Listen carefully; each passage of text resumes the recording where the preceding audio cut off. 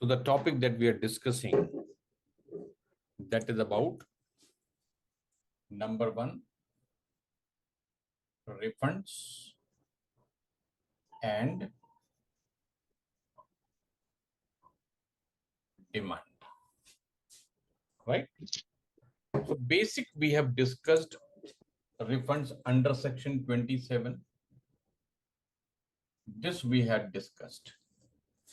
And why the need for refund arises? A reference of that was taken from customs manual. Do you remember that? This is section 26. Okay, on this I'll come little later. 26, 26A.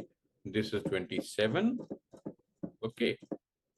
And after this, we had refund application. Then here is a manual. In the manual, this is giving the circumstances in which refund accrues.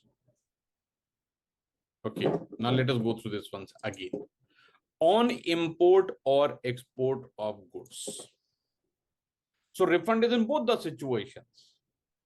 In case of import, there is a refund. In case of export, there is a refund.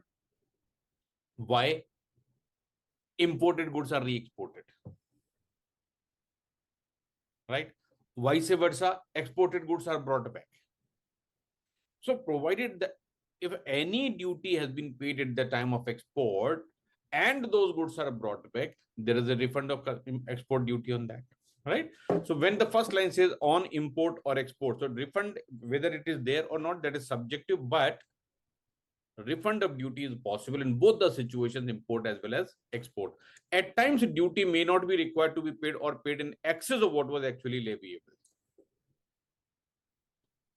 So either not required and paid, or excess has been paid. In that case also it is refundable, right? Valuation has been done wrong, or the classification has been done wrong, or the exemption available but not availed, something, or it may happen that actually duty was not payable.